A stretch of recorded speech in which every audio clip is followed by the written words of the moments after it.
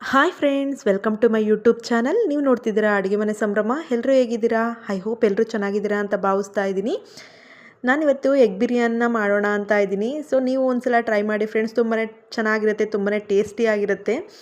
ಹಾಗೆ ಈ ಎಗ್ ಬಿರಿಯಾನಿ ಮಾಡೋದಕ್ಕೆ ಏನೇನು ಇಂಗ್ರೀಡಿಯೆಂಟ್ಸ್ ಬೇಕು ಅಂತ ನೋಡ್ಕೊಂಡು ಬರೋಣ. ಮೊದಲಿಗೆ ಇಲ್ಲಿ 1 ಕಪ್ ಆಗೋಷ್ಟು ಅಕ್ಕಿನ ತೊಗೊಂಡಿದ್ದೀನಿ. ಹಾಗೆ 8 ಮೊಟ್ಟೆನ ತೊಗೊಂಡಿದ್ದೀನಿ ಫ್ರೆಂಡ್ಸ್. ಹಾಗೆ ಒಂದು ಟೊಮ್ಯಾಟೋನ ಕಟ್ ಮಾಡಿಬಿಟ್ಟು ಇಟ್ಕೊಂಡಿದ್ದೀನಿ. ಹಾಗೆ ಒಂದು ದೊಡ್ಡ ಗಾತ್ರದ ಈರುಳ್ಳಿನ ಕಟ್ ಮಾಡಿಬಿಟ್ಟು ಇಟ್ಕೊಂಡಿದ್ದೀನಿ.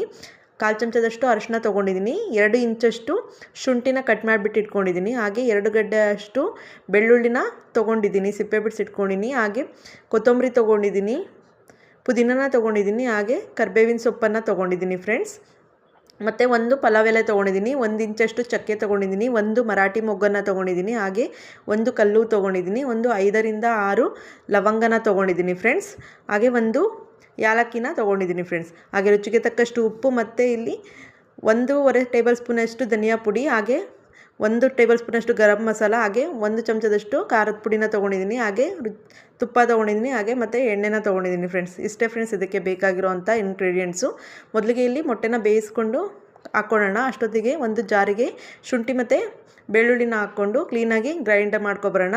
ಸೊ ಮೊಟ್ಟೆ ಬೆಂದಿರುತ್ತೆ ಅಷ್ಟರಲ್ಲಿ ಮೊಟ್ಟೆ ಸಿಪ್ಪೆನ ತೊಗೊಂಡು ಇಟ್ಕೊಳ್ಳೋಣ. ಇದನ್ನು ಪೇಸ್ಟ್ ಮಾಡ್ಕೊಂಡು ಬಂದಾದಮೇಲೆ ಈಗ ಗ್ಯಾಸ್ನ ಆನ್ ಮಾಡಿಕೊಂಡು ಒಂದು ಕುಕ್ಕರ್ನ ಇಟ್ಕೊಂಡು ಕುಕ್ಕರಿಗೆ ಸ್ವಲ್ಪ ಎಣ್ಣೆನ ಹಾಕ್ಕೊಂಡು, ಎಣ್ಣೆ ಕಾದಾದಮೇಲೆ ಏನು ನಾವು ಖಾರದ ಪುಡಿ, ಧನಿಯಾ ಪುಡಿ, ಹಾಗೆ ಗರಂ ಮಸಾಲ ಮತ್ತು ಸ್ವಲ್ಪ ಉಪ್ಪು ಇಷ್ಟನ್ನು ಹಾಕ್ಬಿಟ್ಟು ಸ್ವಲ್ಪ ಲೈಟಾಗಿ ಕಲರ್ ಚೇಂಜ್ ಆಗೋ ತನಕ ಬಿಟ್ಟು, ಅದಕ್ಕೆ ಏನು ನಾವು ಮೊಟ್ಟೆ ಬೇಯಿಸಿರೋದನ್ನು ತೊಗೊಂಡಿದ್ದೀವಲ್ಲ ಫ್ರೆಂಡ್ಸ್, ಅದಕ್ಕೆ ಫೋರ್ಕಿಂದ ಹೋಲ್ ಮಾಡ್ಕೋಬೇಕು. ಫೋರ್ಕಿಂದ ಈ ರೀತಿ ಚುಚ್ಕೊಂಡು ಹಾಕ್ಕೋಬೇಕು. ಆವಾಗ ಸೊ ಮಸಾಲೆ ಎಲ್ಲ ಸ್ವಲ್ಪ ಮೊಟ್ಟೆಗೆ ಹಿಡಿಯುತ್ತೆ ಫ್ರೆಂಡ್ಸ್. ಆ ಪರ್ಪಸ್ಸಿಗೆ ಈ ರೀತಿ ಮಾಡ್ಕೊತಾ ಇದ್ದೀನಿ. ತುಂಬ ಚೆನ್ನಾಗಿರುತ್ತೆ, ಒಂದ್ಸಲ ಟ್ರೈ ಮಾಡಿ ನೋಡಿ.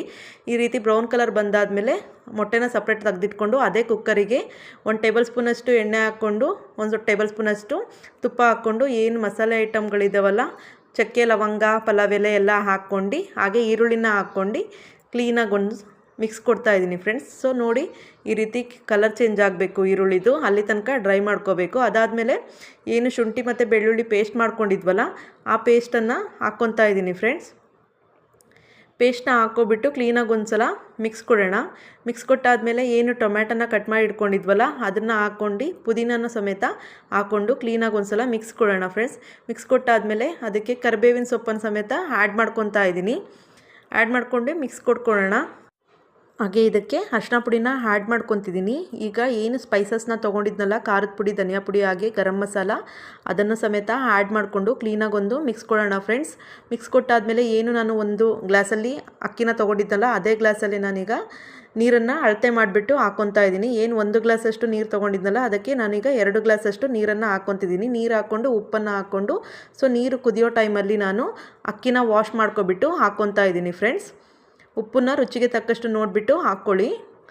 ಸೊ ಅಕ್ಕಿ ಹಾಕ್ಕೊಂಡಾದಮೇಲೆ 1 ಕುದಿ ಅಥವಾ 2 ಕುದಿ ಬರೋ ತನಕ ಹಾಗೆ ಬಿಡ್ತೀನಿ. ಲಿಟ್ನ ನಾನು ಯಾವುದೇ ಕಾರಣಕ್ಕೂ ಕ್ಲೋಸ್ ಮಾಡಲ್ಲ. ಸೊ ಈಗ ಕುದೀತಾ ಇದೆ ನೋಡಿ ಫ್ರೆಂಡ್ಸ್. ಈ ಕುದಿಯೋ ಟೈಮಲ್ಲಿ ನಾನೀಗ ಏನು ಕೊತ್ತಂಬರಿ ಸೊಪ್ಪನ್ನು ಕಟ್ ಮಾಡಿಬಿಟ್ಟು ಇಟ್ಕೊಂಡಿದ್ನಲ್ಲ, ಅದನ್ನು ಆ್ಯಡ್ ಮಾಡ್ಕೊತಾ ಇದ್ದೀನಿ. ಹಾಗೆಯೇ ಏನು ಮೊಟ್ಟೆನ ಬ್ರೌನ್ ಕಲರಲ್ಲಿ ಡ್ರೈ ಮಾಡ್ಕೊಂಡು ಇಟ್ಕೊಂಡಿದ್ನಲ್ಲ, ಆ ಮೊಟ್ಟೆನ ಸಮೇತ ನಾನು ಈಗ ಈ ಕುಕ್ಕರಿಗೆ ಆ್ಯಡ್ ಮಾಡ್ಕೊತಾ ಇದ್ದೀನಿ ಫ್ರೆಂಡ್ಸ್. ಆ್ಯಡ್ ಮಾಡ್ಕೊಳ್ಬೇಕಾದ್ರೆ ಹುಷಾರಾಗಿ ಆ್ಯಡ್ ಮಾಡ್ಕೊಳ್ಳಿ, ಯಾಕೆಂದರೆ ಮೊಟ್ಟೆ ಕಲಸಬೇಕಾದ್ರೆ ಮೊಟ್ಟೆ ಒಡೆದೋಗೋ ಚಾನ್ಸಸ್ ಇರುತ್ತೆ.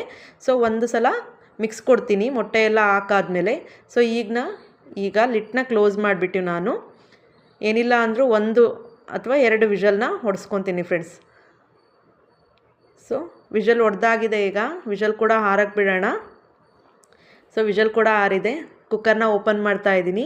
ಸೊ ನೋಡಿ ಫ್ರೆಂಡ್ಸ್, ಎಷ್ಟು ಚೆನ್ನಾಗಾಗಿದೆ. ಸೊ ನೋಡ್ತಾ ಇದ್ದರೆ ಬಾಯಲ್ಲಿ ನೀರು ಬರುತ್ತೆ, ಅಷ್ಟು ಚೆನ್ನಾಗಾಗಿದೆ. ನೀವು ಕೂಡ ನಿಮ್ಮ ಮನೆಯಲ್ಲಿ ಟ್ರೈ ಮಾಡಿ, ಹಾಗೆ ಕಾಮೆಂಟ್ ಮಾಡಿ ಯಾವ ರೀತಿ ಇತ್ತು ಅಂತ ಅಂದ್ಬಿಟ್ಟು. Thank you for watching. Bye friends.